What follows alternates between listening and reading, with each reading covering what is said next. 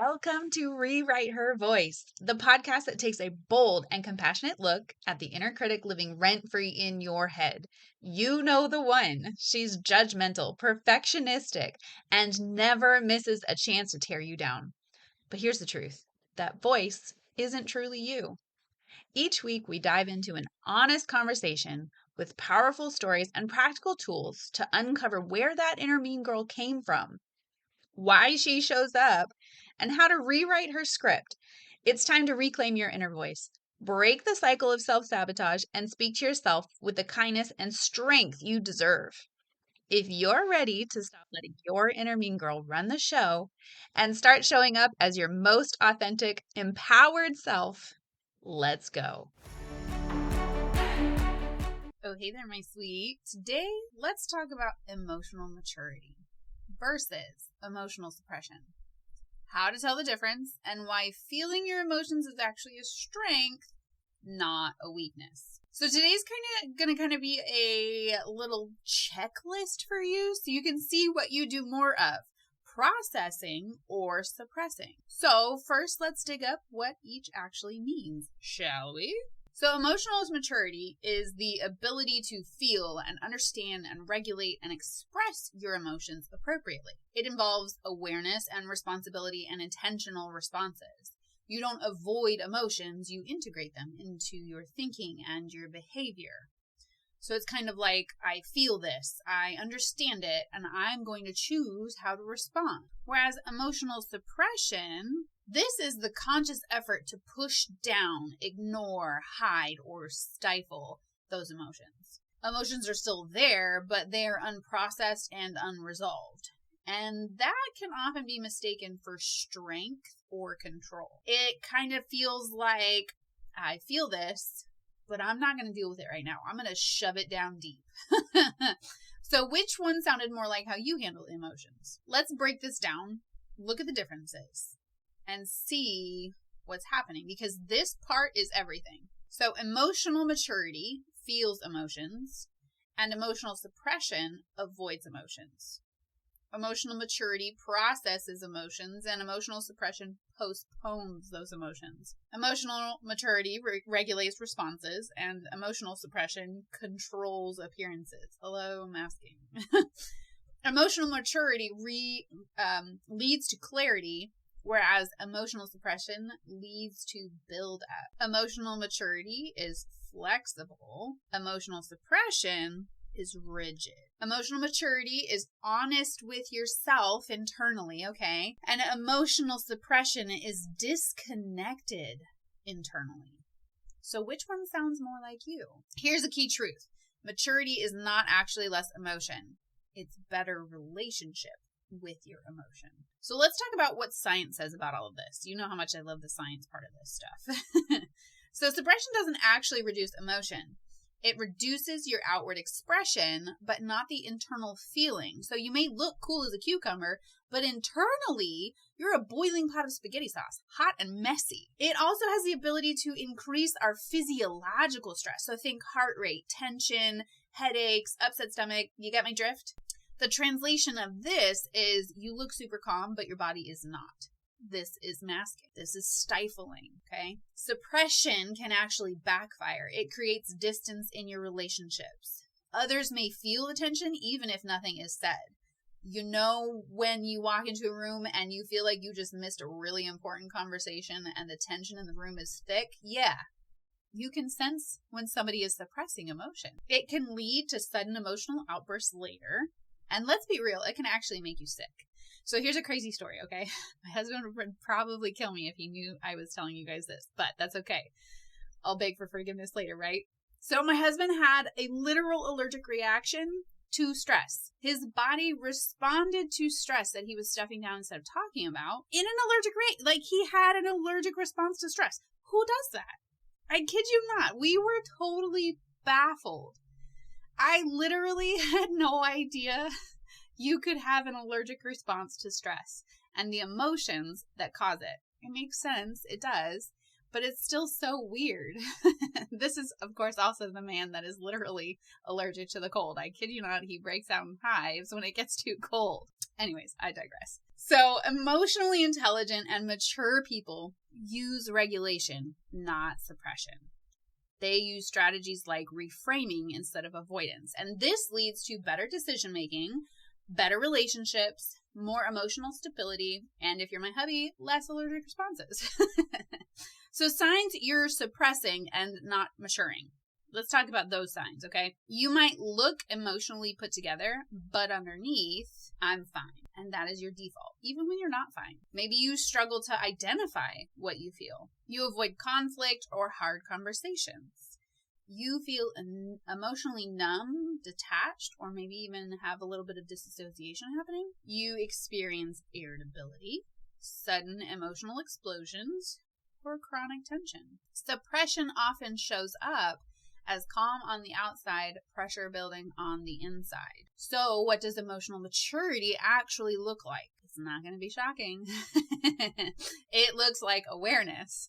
It's the I feel anxious and I know why. It's regulation, not repression. You don't explode, but you also don't shut down. And you take ownership of your emotions. You don't blame others for your feelings.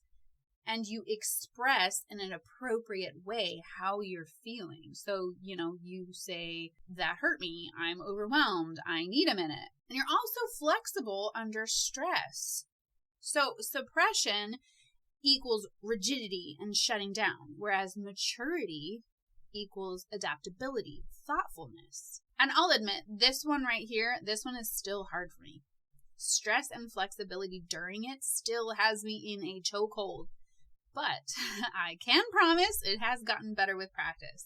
I may still not have it totally perfect every time, but I'm getting there. That flexibility is slowly happening over time. So why do people confuse the two or feel like maybe suppression is more quote unquote mature? Because society often rewards suppression. That's why. So in society, we learn that being strong means you don't cry. Being mature means you don't react.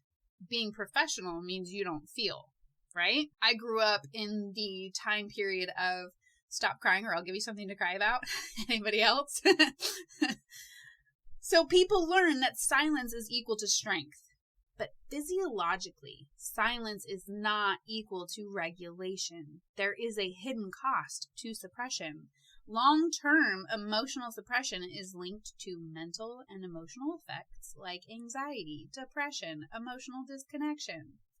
That's not shocking to any of you, I'm sure. But it can also have physical effects like increased stress responses or a higher physiological activation, so your heart rate, your tension.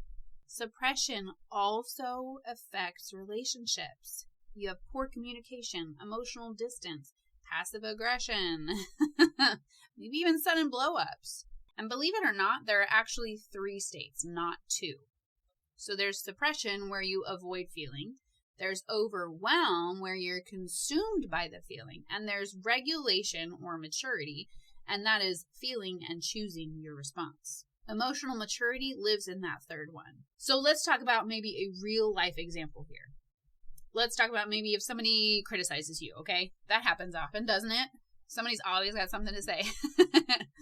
So a suppression would be, it's fine, but you feel hurt. So you withdraw or you build resentment or maybe you become passive aggressive. Immaturity or overreaction is you snap or get defensive. So the emotion is overwhelming you and you act because you are overwhelmed. And emotional maturity would be, ooh, that stung.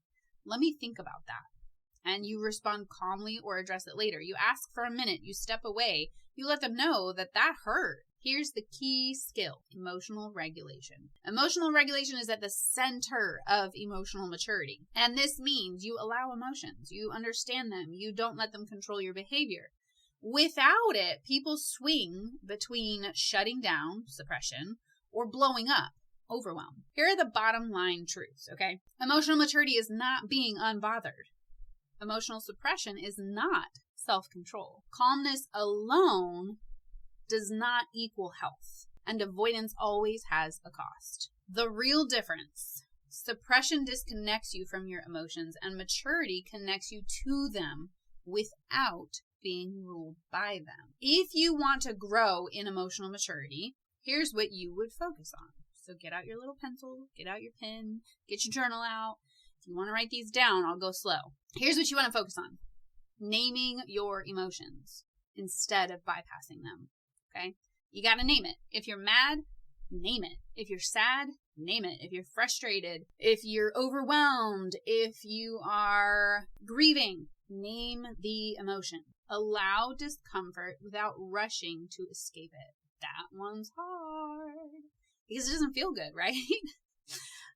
Having a bad emotion doesn't feel right. It doesn't feel good. Your body is screaming to move on to something else. Your body is screaming. Your brain is screaming. Your inner mean girl is screaming to shove it down. You don't want to deal with it. It's uncomfortable. But if you want emotional maturity, you have to allow that discomfort without rushing to escape it. Express your feelings cleanly, not explosively. Okay? So if you are feeling reactive, volatile, kind of like a volcano, ask for a minute. And then come back and express those feelings that you're having in a clear, concise, calm way. Now, I want you to start getting curious if you want to focus on that maturity and that emotional maturity, okay? I want you to get curious. So what is this emotion trying to tell me? And always remember, your inner mean girl is going to try and tell you suppression is the best way, the safe way, the only way. But she's working with outdated evidence. So a gentle reminder of your rewritten voice and that growth, it can be a lifesaver. You have to remind her, hey, no, we're doing something different now. We have new data to work with. It's okay to express our emotions. We know how to do this. We have the tools. You have to remind her, okay? You just do. If this episode hit something in you, if you're starting to realize that maybe you've been suppressing instead of truly processing, you don't have to figure this out on your own, okay, my friend? Inside my membership, the Rewrite Collective, we go deeper into this work. This is where you learn how to actually practice emotional regulation, not just understand it. In this membership, you'll have guided audios, reflection tools, and real support to help you move from shutting down or blowing up into feeling, understanding, and then responding with intention. Because awareness is powerful, right? But awareness without integration is like having shoes and nowhere to go. Integration is what changes your life. So if you're ready to stop avoiding your emotions and start building a healthier relationship with them, I'd love to have you inside. You can join us in the Rewrite Collective at the link in the show notes. And if you have a friend that needs to hear this episode because you love her so much, don't forget to share it with her, okay? And remember, you, exactly as you are enough. You, exactly as you are worthy. And you, exactly as you are loved. Until the next time, my sweet, sweet friend, Love Rach. Hey, my sweet friend. Thank you so much for spending time with me today on Rewrite Her Voice. If you loved today's episode, will you hit that subscribe button for me? And be sure to share it with a friend. If you're ready to quiet your inner mean girl and step into your own authentic voice, I would love for you to join me inside our Cultivating membership. Until next time, remember, you are enough.